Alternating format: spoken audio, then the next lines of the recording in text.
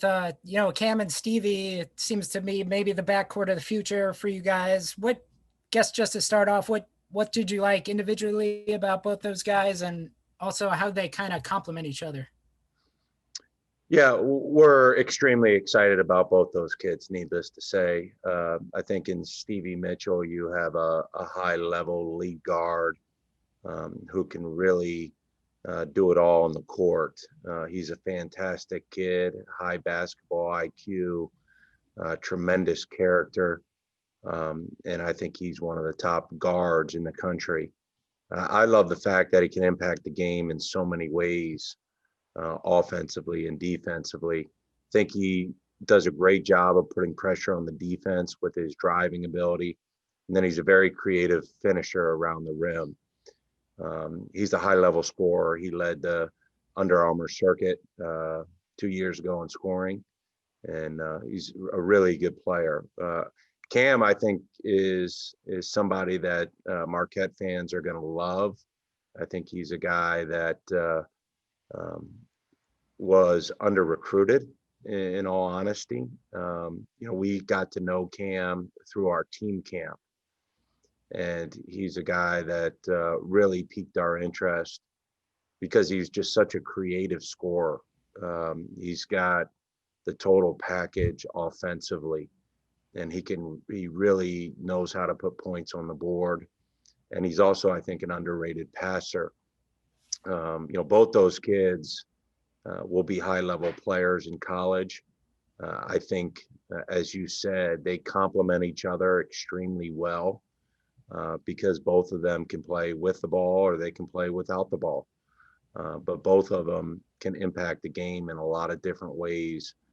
And most importantly, they're unbelievable kids from great families. And so we're tremendously excited about them officially becoming members of the Marquette family. And I want to credit my staff for doing a great job. Obviously, with recruiting and COVID, there's been some challenges, and we've had to figure out new ways to do it because our old ways, we just weren't allowed to do it that way. And I thought my staff, both the assistant coaches and our support staff, did a great job of continuing to find ways to create an environment where we got to show our best as Marquette University and Marquette men's basketball program, and they deserve a lot of credit for this.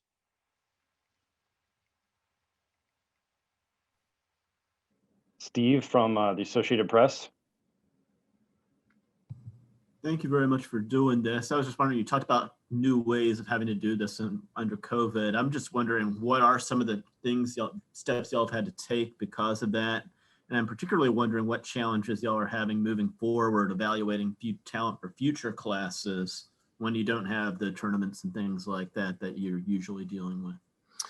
Yeah, I think one of the things that has allowed us in the past to be really successful in terms of, our recruiting was bringing kids to campus, having them meet with our program, our staff, our support staff, our players face to face, and they get a feel for, one, the quality of people in our program, and two, the passion for men's basketball here at Marquette and the surrounding communities. And because we can't do that live, we've had to really try virtually to tell the same story, and have the guys we're recruiting get to know our people, and also try to translate the passion that you can see and feel when there's games going on in Fiserv to the virtual world, which has not been without challenge. But as I said, I think our guys have done a great job with that.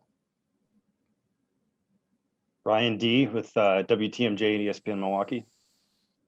Hey, Coach. So I thought it was interesting that both Cam and Stevie brought up, guard development as reasons that they picked coming to Marquette. And I'm curious what your take or your opinion is on, the brand that you've developed in recruiting in your time at Marquette, and whether or not guard development is a part of that when you and your staff are recruiting players. Well, obviously, I think when these kids watch our team or have watched our program, they've seen the prominent roles that our guards have played on our team. They've seen them get better year after year, and we've had a number of guys be recognized for that. The most obvious example is Marcus. I mean, if you're a young player and you watch Marcus play in college and you witness the success he has on the court and how he's been able to be recognized for that, but then you learn his story. I mean, if you're a young guard, don't you want to play in a place that allows their guard to follow their instincts and to have freedom and has the chance to be recognized nationally for that success? And so I think there's no question that the success that our guards have had here have helped us in recruiting. Ben Steele. You talk about guards, but Theo graduates after this season. You got a couple spots available. Do you think adding a big man is probably or a traditional center your next priority? Yeah, certainly Theo's been a really good player for us, and we expect him to have a really big senior year, and losing him will be a loss. And so yes, we are looking to fortify our front court. We feel really, really good about the young big guys that we have in our program, but Theo brings us something a little bit different in that he's a traditional center, and losing him creates a need for that. And we'll try to address that in recruiting as we move forward.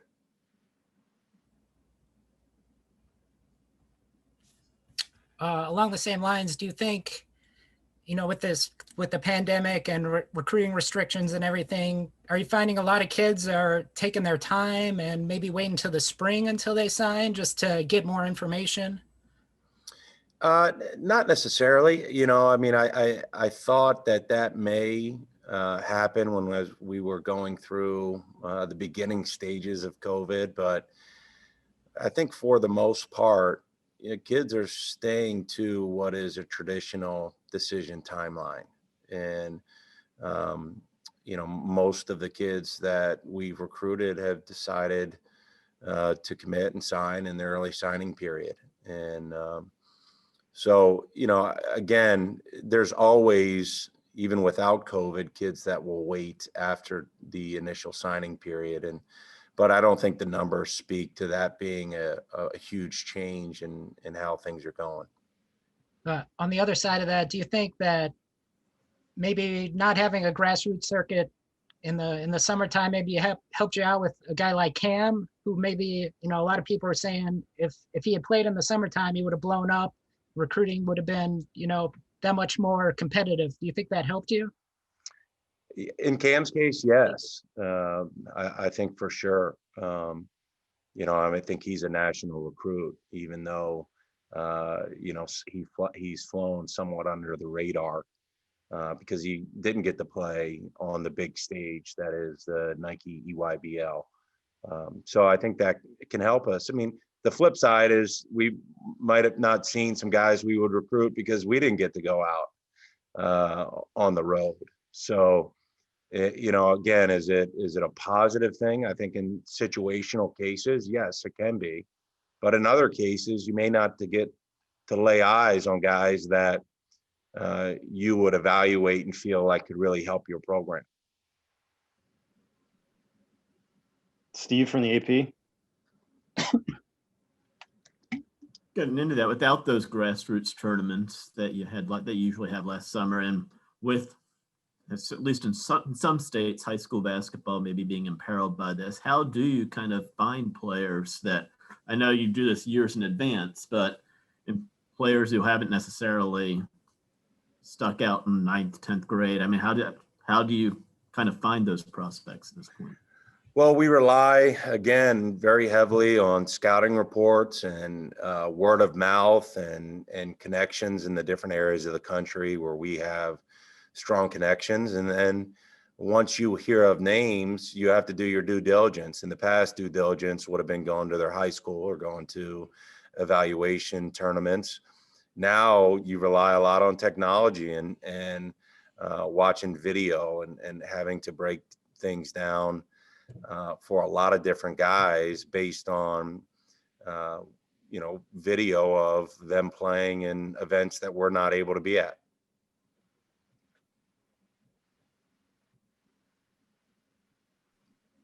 Ben Steele. You guys have been back at practice almost a week now. How's the team look after that 14-day quarantine period? Rusty. Again, we're not going to make any excuses, but I'd be disingenuous to say that we're where we would have been had we not had that interruption. And again, I know we're one of many schools that are dealing with it, but it creates challenges. It creates challenges when the summer is not what it normally has looked like in the past, and then you have a major interruption in your practice season. We're behind of where we would normally be right now, and it's on us to make up for it before we play games. John Dodds.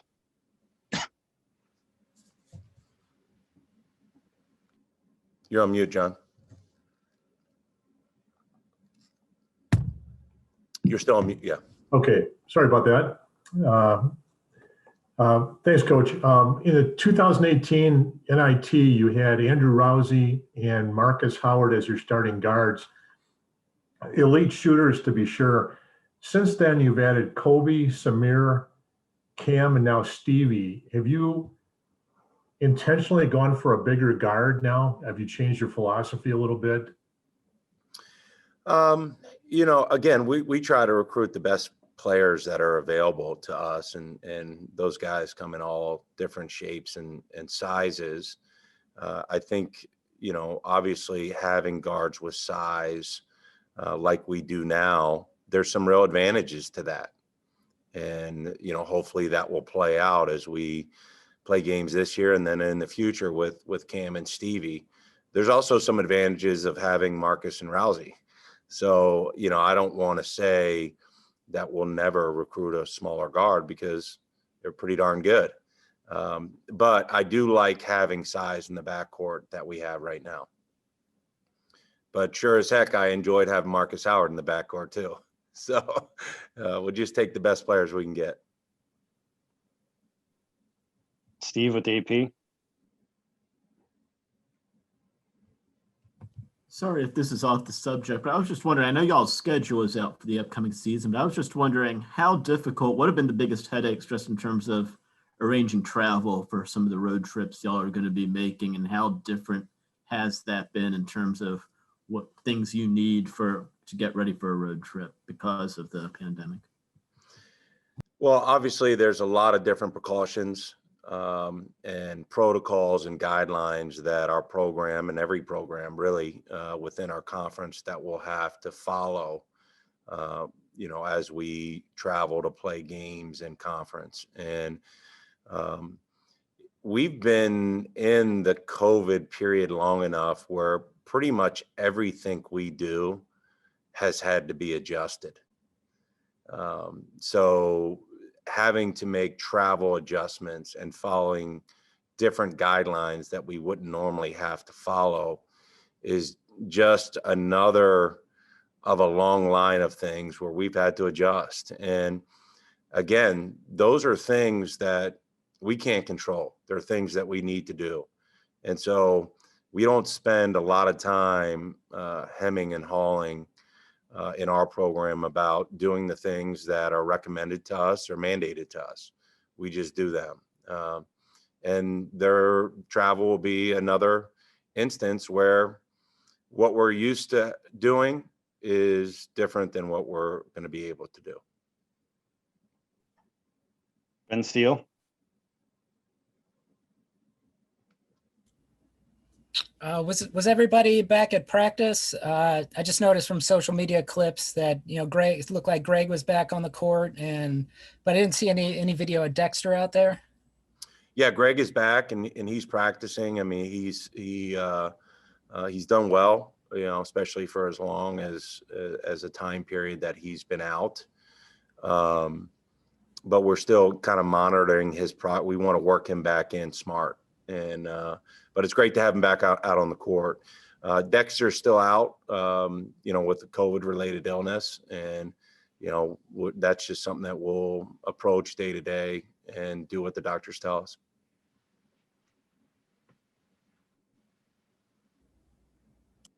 Shane Hogan.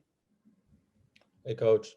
Hi. Going back to the younger guys, after this season, no more Greg, Jamal, Theo, a senior class that's played a lot of college basketball. You guys will be pretty young and inexperienced at the D1 level with, this new class that seems to be ready to get a lot of playing time this year.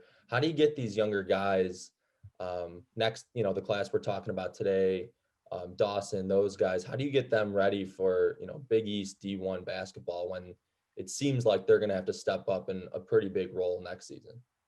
Well, they're going to be thrown to the fire. And, I think if you talk to the vast majority of kids in high school, that's what they want, and sometimes they don't know exactly what they're asking for. But every kid wants a chance to be thrown into the fire and learn through action. And, I think they'll handle themselves well. Does that mean there's not going to be times where it's hard because we're playing against really good teams and really good players? Of course, but they're going to be learning on the fly. And, I think those guys have been willing learners. They've had good attitudes, and they recognize there's a lot to learn, but they want to learn it all. And hopefully that process is a process that will be that will happen sooner than later to where they get it, because we're going to need them to, and obviously most importantly they want to. Mike Drago, you can go ahead. Thank you. Coach Mike Drago from the Reading Eagle. Before the COVID situation occurred, were you able to have any personal contact with Stevie Mitchell or see him live? During COVID? No, prior to that. Oh, yeah, we were able to see Stevie live quite a few times. Personally, were you able to see him or meet him yourself? I was not able to see him during his high school season, no. But our staff was out there multiple times. Thanks. Shane, did you have another question? Shane Hogan, Marquette Wire. Sorry, still was up from previous. Okay. John Dodds, you can go ahead. Okay, let me mute myself here. Coach, could you just give a quick preview of the what you've seen from the three freshmen, Dawson, Garcia, Osa, and Justin so far at practice? And in terms of Dawson Garcia, looks like the ability to create mismatches. Could you see him kind of like a Dunleavy Jr. type of player that you were able to use at Duke, in terms of, obviously you can't compare him, but just how you could use him to create mismatches inside and outside? John, did Mike Dunleavy tell you to ask that question? I spoke to him yesterday. I should have asked him if he was going to plan a question about himself. No, I think all three of our guys are basketball players. And when you're a basketball player and you can impact the game both inside and out on the offensive end, and you can guard multiple positions defensively, hopefully those matchups go in our favor. I think all three guys collectively have had really good attitudes. All three guys have a chance to be really good players, and I think they're good teammates. And so I love that about that group. Individually, they all bring something a little bit different to the table. Dawson's really versatile. He can play inside and out. He's got very good ball skills for a guy his size, which allows him to play facing the basket and facilitate offense. But he's also good enough around the basket where he's able to take advantage of a matchup if there's a smaller guy on him. I think he's got a really good competitive spirit, and he's got a really bright future. I think Justin Lewis is a little bit of a bigger body. He's got a really strong base, but like Dawson, he's got real inside, outside ability. You know, he's a guy that I think can be a terrific player and play all over the floor. You know, Osa is a terrific athlete for a guy his size. His mobility is tremendous. He's a very active player. Again, he's got a really good skill set. I think he's more comfortable right now playing facing the basket. But I think in time he'll be able to do both at a really high level. So I think versatility rules the day with that class, and hopefully that versatility will lend itself to creating matchup problems on both ends of the floor for us. We'll go to Lance Allan. Lance, if you have a question. Yes, sir. Steve, just, I know it's a little bit of a crystal ballish type question, but what do you hope about all this as far as what's on, and what do you hope for the student athletes and from yourself and just through this season, and give them as much as you can what the future holds? I'm sorry, Lance, that broke up on me a little bit on my end. Okay. Repeat that. I can repeat it. So obviously in the COVID era, Steve, obviously you guys have already had to deal with some stuff, and college athletics has had to deal with some stuff. So what in high school athletics, stuff like that, what do you hope to give the student athletes, and what do you hope this season, happens this season? Yeah, I hope for all athletes, whether it's college or high school, that they're able to have, especially the seniors, especially a guy like Stevie or Cam, and our seniors who, it can be their last go around, that they have a season that they can look back on and have peace of mind that they were able to give it everything they had. Again, having been in their shoes, whether you're talking about a high school guy like Cam or Stevie, or Theo and Kobe and Jamal, that last year is very special. And again, I want those guys to have a season that they can look back and feel good about. And in today's day and age, there's more potential problems for those things happening. And that's just a fact. Now, what we can do for our guys is really try to focus on the things that we can control on a daily basis as it pertains to COVID and everything else that comes under that. And that's what we've chosen to be our focus, is trying to really lock in on the things we can control on a daily basis and doing those things to the best of our ability.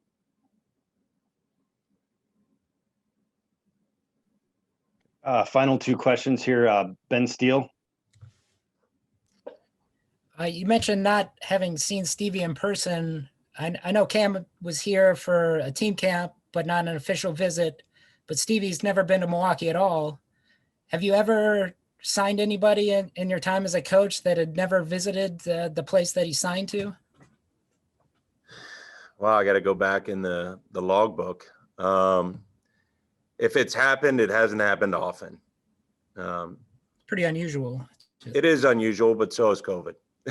I mean, so, unusual times require unusual measures. And again, and this would have been a situation where we would have been there probably as much or more than Stevie would have liked us to be. And we would have watched him play a ton of times, but that's not the way it is. And the potential is for these guys who are deciding the class after these guys, that's the case for most of them. I mean, that's just the reality of the situation. And it's not what any of us prefer. It's just what it is, unfortunately, when it comes to that. And that's why, getting to know guys virtually and trying to have face-to-face meetings virtually with players, their families, and try to educate them on the things that Marquette has to offer them takes more and more of a priority. Final question, Shane Hogan, Marquette Wire. Coach, you kind of touched on it a little bit, but your current senior class, you know, Theo, Kobe, Jamal, you know, they've played a lot for you. They've stepped up in some big time roles. What does that class mean to you? And, you know, obviously this is going to be a senior season unlike any before. But what have those three guys meant for this program? Well, you know, those guys have been great to coach. And they've been great to be around since they first got on campus. And I've seen them grow in ways on the floor, and I've seen them grow in ways off the court where they're really good men right now. And they represent our program at a high level. They've impacted our program at a high level. And you know, I'm hoping that they've all saved their best for last. All right. Thanks, Coach. Thank you, guys. Sorry we can't do this in person, but stay safe, everyone.